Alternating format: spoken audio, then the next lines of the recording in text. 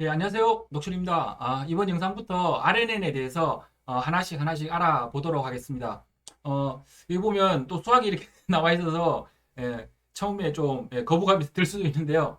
CNN 쪽에서 어느 정도 좀 이해가 되셨다면, CNN 쪽을 많이 이해하셨다면, 기본 개념은 그걸 가지고 이제 타임 시리즈 데이터라 그러는데, 그러니까 시간 베이스로 데이터들이 쌓이는 그런 데이터들을 분석할 때 RNN을 사용하는 거긴 하지만 기본 베이스는 CNN에 사용했던 그런 여러 가지 기술들, 알고리즘들을 이용하고 있기 때문에 수학적인 부분이 그렇게 많이 나오지는 않습니다. 그러니까 일단 내용은 기본 베이스는 CNN에 대한 개념을 가지고 거기에 시간을 더 추가했다라고 보시면 되기 때문에 차근차근 하나씩 내용을 한번 알아보도록 하겠습니다. 이제 이 시간 데이터라 그러는데 이 시간 데이터에 대한 개념을 조금 이해할 필요가 있어요. 왜냐하면 이거를 가지고 뒤에 이제 모델을 만들 텐데 모델을 만들 때 그냥 이렇게 데이터를 넣으면 돼. 이거 정말 프로그램적으로만 보자면 CNN을 조금 해봤으면 이제 라이브러리 쓰면 그냥 됩니다. 근데 일단 그 데이터를 어떻게 사용을 해야 되고 어떤 데이터를 집어넣어야 되는지에 대해서 이해를 하려면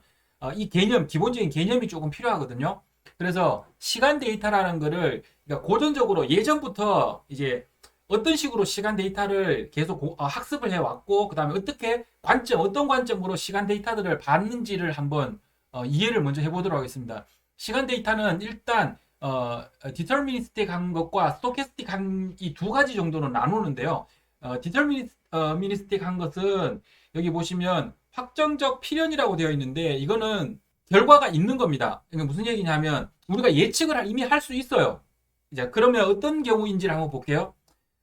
일단 아주 간단한 노테이션으로 표현을 해보면 y0의 상태일 때, 그러니까 0일 상태, 그 다음에 1, 이게 타임 시리즈라고 보시면 됩니다. 0번째 상태, 1번째 상태, 2번째 상태, 시간이 점점 0에서 1, 2, 3으로 가는 거겠죠. 그랬을 때 처음에는 1인데 그 다음 상태가 되면 2분의 1이 되고 그 다음 상태가 되면 4분의 1이 되죠.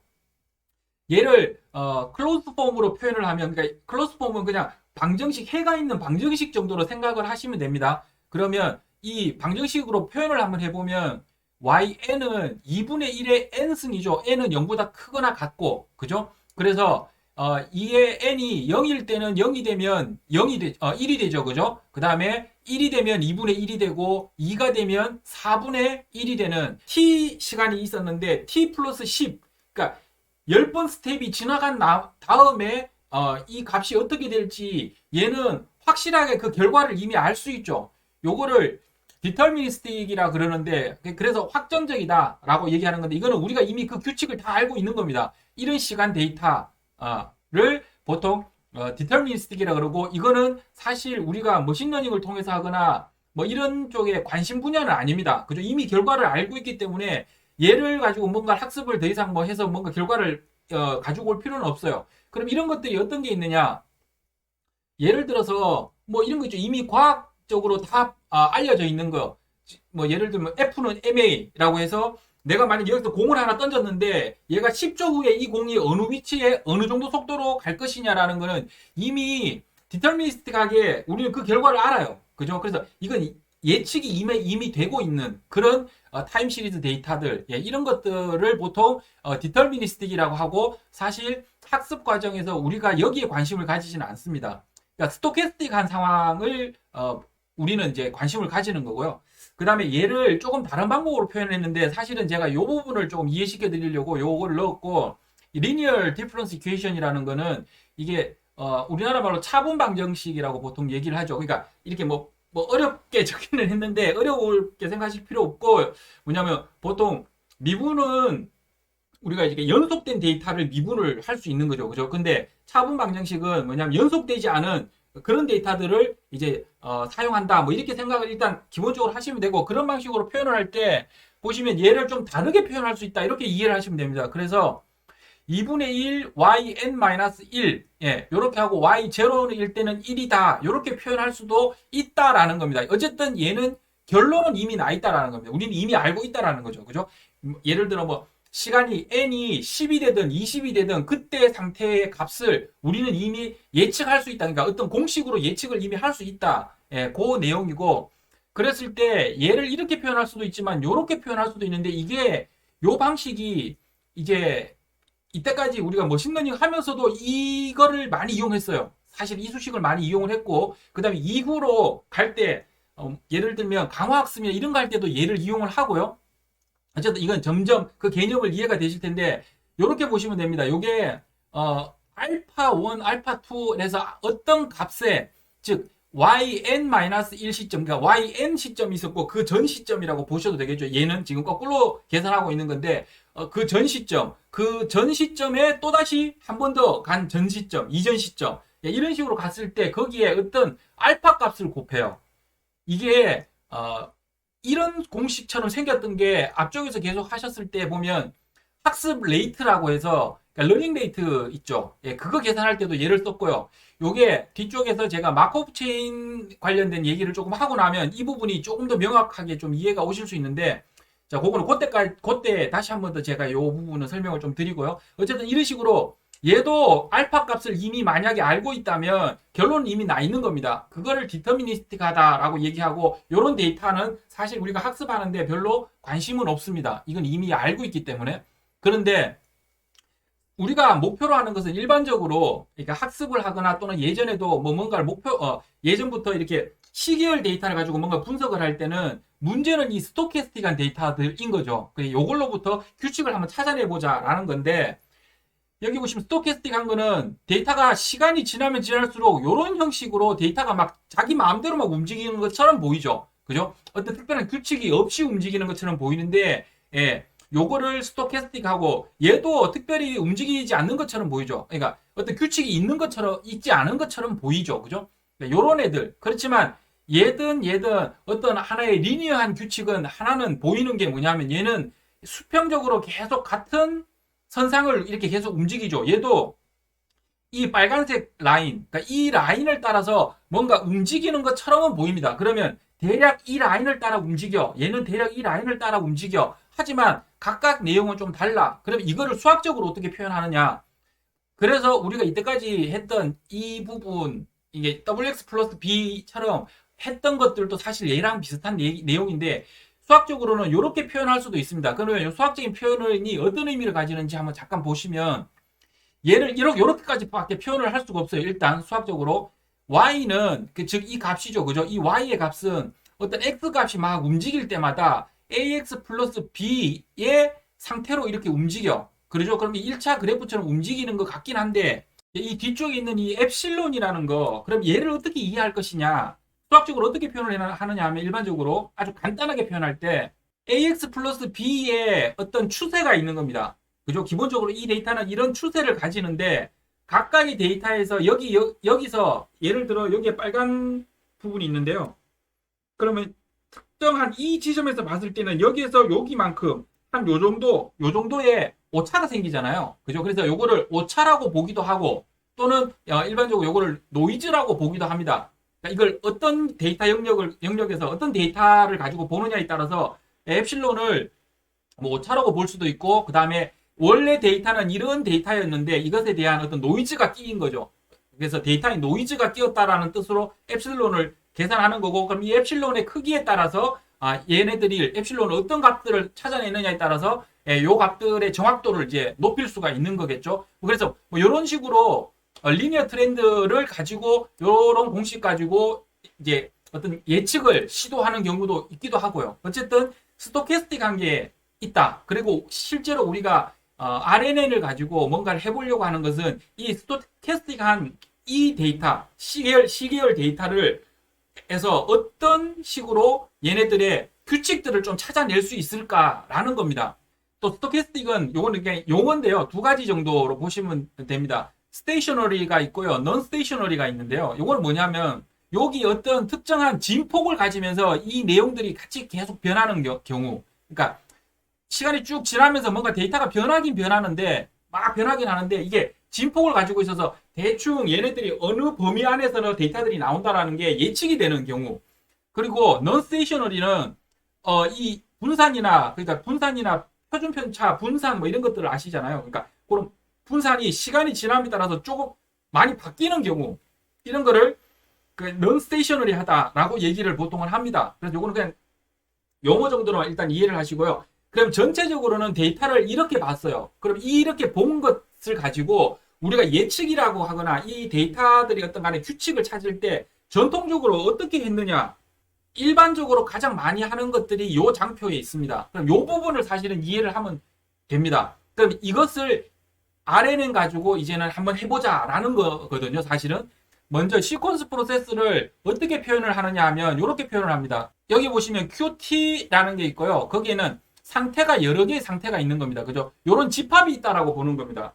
데이터가 이렇게 있는 것은 어쨌든 그 특정한 그 시간 T라는 T시간, T 플러스 1시간, T 플러스 2시간 각각의 시간에 어떤 상태가 있는 거잖아요. 그래서 이 상태를 S1, S2, Sn까지 아주 많은 상태들이 있다라고 일단은 보고 이랬을 때 그러면 확률, 그러니까 확률 P 확률이죠. 그죠? Q0, Q1, QR의 확률은 어떻게 표현할 수 있느냐? 그것은 Q0, 그러니까 PQ0니까 Q0가 일어날 확률 곱하기 그 다음에 이게 그 Q0가 주어졌을 때 Q1이 일어날 확률. 무슨 얘기냐면 어쨌든 Q0 상황이 발생했고 이 상황이 만약에 발생했다면 그 다음에 어떤 상황이 발생할 수 있느냐라는 확률. 그 다음에 거기에다가 그 다음 스텝은 뭡니까?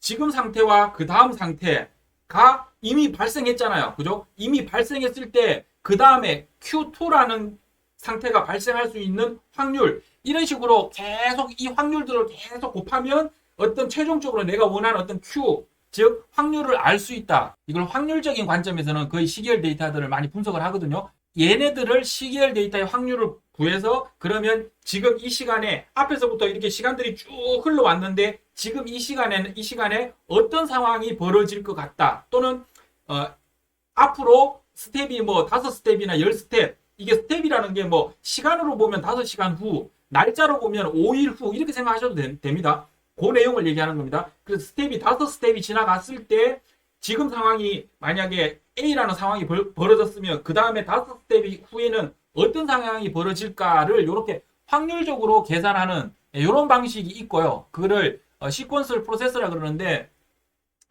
시퀀셜한 어쨌든 시계열 데이터들을 가지고 뭔가를 분석을 할 때 이런 방법을 쓰는데 얘는 수학적으로는 이렇게 표현할 수 있으나 현실적으로는 계산이 불가능합니다. 왜 그러냐면 내가 이 뒤에 일어나는 이 상태들이 지금은 2개, 3개, 4개, 5개 계속 증가하겠죠. 뒤로 가면 갈수록 증가하면 이 모든 상태를 계산하기가 힘들어요.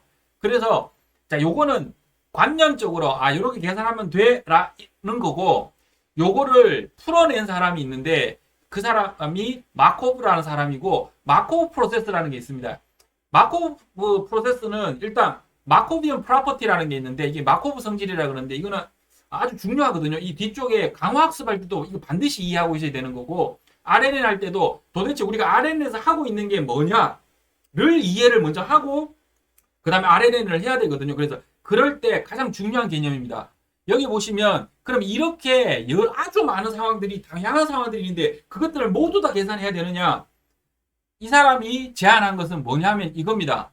여기 보시면 PQT 플러스 1은 QT부터 Q0가 원래 맞죠? 뭐냐면 현재 상황에서 다음 스텝은 현재 상황부터 시작해서 이 이전까지 일어났던 모든 상황들을 다 조합해서 확률적으로 계산해 보면 그 다음에 일어날 상황을 알 수 있다라는 거예요. 이게 이제 이 내용이잖아요. 이 내용인데 자, 이렇게 생각하지 말고 이렇게 생각하자라는 겁니다. Q0, Q1, QR까지의 어떤 상태들이 쫙 있을 때 그것의 확률은 어떻게 계산하느냐? 먼저 PQ0가 먼저 일어나야겠죠. 어떤 상황이 항상 먼저 일어나야 됩니다. 그죠? 어떤 상황이 먼저 딱 일어났어요. 좋아. 그럼 이거에 대한 확률, 일어날 확률. 그래서 이때는 무조건 1입니다. 확률은 1이에요. 그러니까 이 상황은 무조건 일어나야지 그 다음에 뭐가 전개가 되기 때문에 얘는 무조건 일어났다라고 보고, 그럼 그 다음 단계는 어떻게 되느냐? Q0가 일어났을 때, 즉 이 상황이 일어났을 때 Q1이 일어날 확률이 얼마가 되는지를 계산하는 겁니다. 자, 여기까지는 여기를 이렇게는 계산할 수 있어요. 그죠? 금방. 자, 그러면 그 다음 단계는 어떻게 되나요? 원래는 그 전 상태인 Q0 상태와 Q1 상태, 그러니까 0 스텝과 1 스텝의 상태 두 개를 다 주어졌을 때 그 다음 상태인 Q2가 발생할 확률을 계산하는데 마코비언 프로퍼티라는 건 뭐냐면 어떻게 계산하느냐면 Q2일 때 상태는 그 전 상태 Q0는 생각하지 않는다라는 겁니다. Q0는 생각하지 않고 그러니까 상황이 예를 들어 3번 일어났어요. 한 번, 두 번, 세 번 일어났는데 이 세 번째 상황의 확률, 이게 일어날 확률을 어떻게 계산하냐면 원래는 이때 일어난 확률, 이때 일어난 확률 두 번의 확률을 다 계산해야 되는데 마지막 세 번째 일어날 확률은 이 앞쪽의 확률은 계산하지 않는다. 이때 일어날 확률은 그 바로 직전에 일어날 확률, 만약에 직전에 어떤 일이 일어났다면 그게 일어났을 때 Q2가 일어났을 때 Q3가 일어날 확률만을 가지고 계산하겠다라는 겁니다. 그래서 내가 만약 어떤 일이 계속 시간으로 내가 1시간 동안 어떤 일들이 막 계속 발생을 했어요. 그러면 어떤 데이터가 계속 시간적으로 발생을 했으면 이 발생한 게 저 앞전에 일어났던 일은 다 계산하기가 힘드니까 그냥 내 바로 직전에 무슨 일이 일어났냐를 보고 나는 그 다음에 무슨 일이 일어날지를 확률적으로 계산해서 그것을 이용하겠다라는 게 마코비언 프로퍼티입니다. 그러면 여기에 보면 수식적으로 이해되실 거예요. PQ가 일어났을 때 Q1이 일어날 확률을 계산하는 거고요. 그 다음 스텝, 그 다음 단계에서는 Q2가 일어날 확률을 계산해야 되잖아요. 이것은 그 앞에 있는 거 상관없고 이 뒤쪽에 없죠. Q1만 가지고 계산하고 Q3는 Q2만 가지고 계산하고 자, 이런 식으로 쭉 계산하면 수식적으로 계산이 아주 작아져서 이것들은 계산 가능하고 자, 이런 식으로 계산을 하자. 이런 식으로 개념적으로 한번 계산을 해보자라는 개념인데 그러면 처음에 이걸 받아들일 때는 이거는 이해돼요. 그러면 계산량은 좀 줄어들겠네. 근데 이게 정말 결과값에 그러니까 이런 식으로 스토캐스틱하게 데이터가 움직이는 것들을 저 수식이 잘 표현해낼 수 있을까라는 의문이 들잖아요. 일단 한번 생각해 보세요. 바로 그 예전에 건 전혀 상관없고 바로 직전에 상태만 가지고 내가 어떤 걸 계산하겠다. 인데 이게 어떻게 말이 되느냐? 잘 보시면 이게 말이 되는 영역이 있고 말이 안 되는 영역이 있습니다. 예를 들어 날씨를 한번 생각해 보죠. 그래서 얘를 가지고 한번 계산을 한번 해보면요. 마코비안 프로퍼티의 성질을 가진 얘를 가지고 계산을 해보면 자 만약에 오늘 날씨가 맑았어요. 그죠? 그런데 내일 날씨가 어떨 것이냐 또는 오늘 날씨가 비가 왔어요. 그럼 내일 날씨가 어떨 것이냐를 계산할 때 오늘 날씨가 맑았는데 내일을 예측해야 되는데 오늘 말고 그 전날, 그 전전날, 전날 이 날짜들의 날씨가 예를 들어 그 전날에 비가 왔고 그 전전날은 맑았고 그 전전날은 또 해가 났고 자, 이 모든 것들의 데이터를 다 합쳐야지만 다음 날의 데이터를 알 수 있을까요? 예를 들어 이걸 뭐 아주 옛날까지 해서 뭐 한 달 전에 날씨가 어땠냐가 내일의 날씨에 영향을 주지 않을 수 있다라는 거죠. 그건 조금 이해가 되시죠? 예. 그렇기 때문에 이런 경우를 이걸 뭐냐면 그러니까 마코비언 프로퍼티라 그러고 마코비언 성질을 가지고 있다라는 겁니다. 이 데이터가. 그래서 이런 데이터들일 때는 이 마코비언 프로세스를 이용하면 잘 풀리겠다라는 거는 좀 이해가 되시죠? 계산량도 줄어들었고 이렇게 하면 되겠다라는 건 이해되고 자 그럼 일단 여기까지만 하고 그러면 어떻게 계산하는지 한번 보죠. 그 다음 이렇지 않은 상황이 있어요. 그럼 이것들을 어떻게 하느냐 그거는 이제 일단 계산하고 제가 설명을 드릴게요. 그러면 여기 보시면 마코 프로세스라는 거는 요런 마코비언 성질, 요런 데이터는 요런 성질을 가지고 있어를 기본 전제로 놓고 그 다음에 여기 보면 스테이트 트랜스미션 매트릭스 그래서 요게 가장 중요합니다. 전위 확률 행렬이라 그러는데 이거는 뭐냐면 PSS-는 그러니까 현재의 상태와 그 이전 상태 결국은 두 상태만 놓고 보는 거잖아요. 마코비안하다. 그러니까 어떤 데이터가 마코비언 프로퍼티 성질을 따른다라는 의미는 뭐냐 하면 딱 요 상태 두 개만 놓고 봐도 충분히 해석이 가능하다. 데이터에 대한 해석이 가능하고 예측이 가능하다라고 이해를 일단 하시면 돼요. 먼저. 그랬을 때 PST 플러스 1이 S'의 상태고 ST의 상태가 S의 상태예요. 그러니까 현재의 상태와 그 이전의 상태 그거를 S와 S'으로 놓은 겁니다. 그랬을 때 프로퍼티 그러니까 확률이 어떻게 되느냐를 계산해 보자는 건데 그랬을 때 이거를 매트릭스로 표현합니다. 그래서 매트릭스에 이렇게 from to라고 돼 있죠. 그래서 요런 매트릭스를 만드는데 요게 어떤 의미냐 하면 그냥 요걸로 이해하시면 빨라요. 예를 들어 날씨를 할 때 맑아요. 어떤 날이 맑은데 그 다음 날은 다시 맑을 확률은 0.6%. 맑은데 그 다음에 흐릴 확률은 0.4%.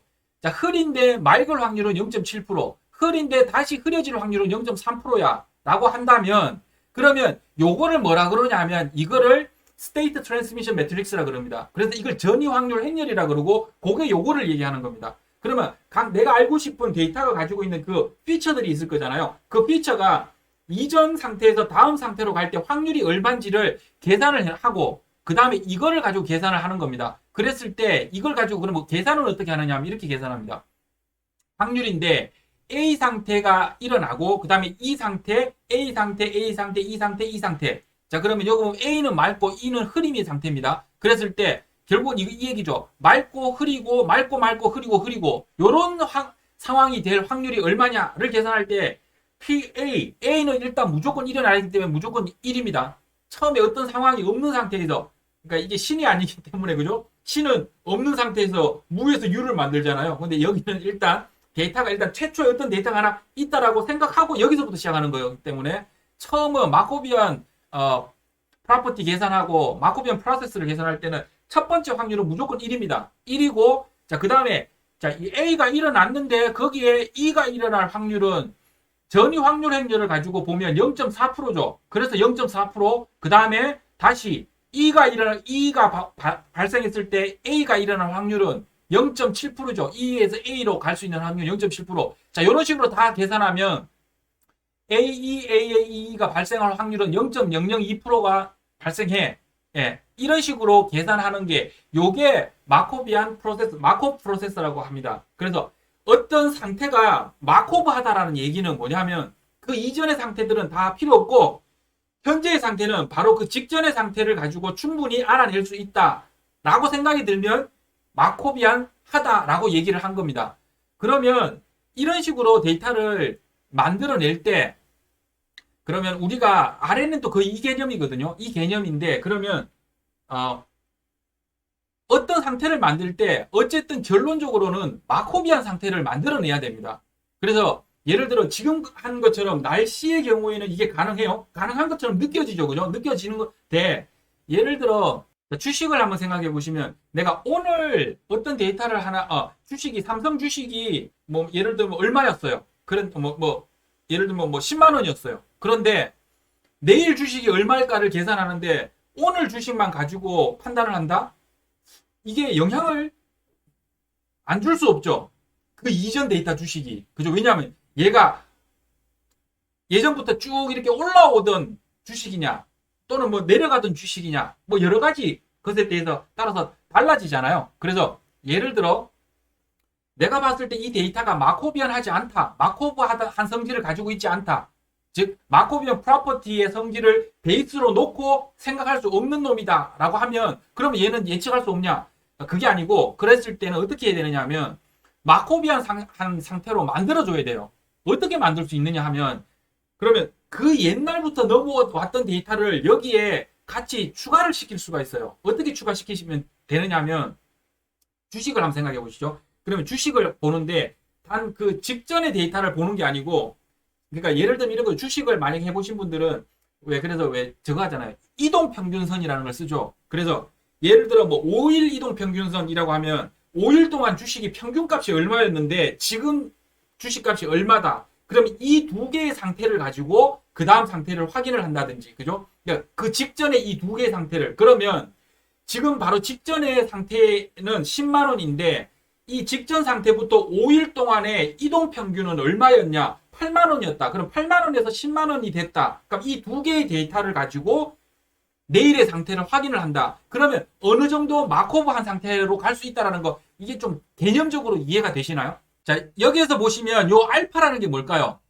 이게 이제 강화학습 가면은 더 명확하게 나오게 되고, 이제 우리가 그냥 CNN 정도까지는 일단 한번 해봤으니까 CNN에서 이 러닝 레이트 정도로 생각하시면, 이거를 다 더하는데 이 바로 직전의 상태가 아니고 이 앞전의 상태들은 여기에 어떤, 그러니까 그 직전의 상태가 현재의 상태에 영향을 줄 수 있는 어떤 비율 정도라고 생각하시면, 여기를 만약에 0.1이라고 주면 어떻게 될까요? 0.1이라고 주면 그 이전의 상태들은 0.1 정도의 상태들만 다 계산한 다음에 그것들을 합쳐가지고 이 앞에다 넣으면 이 앞쪽 상태가 마코비안한 상태로 가거든요.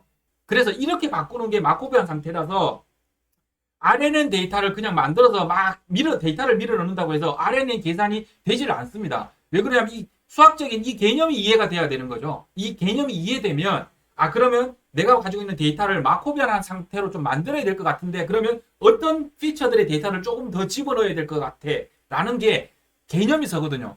그래서 마코비안 성질에 대한 개념은 아주 간단합니다. 요게 다입니다. 그리고 마코비안 프로퍼티의 성질에서 가장 중요한 핵심인 전위 확률 행렬이라고 하는 스테이트 트랜스미션 매트릭스라는 저 부분은 기본적으로 주어져 있다라고 생각합니다.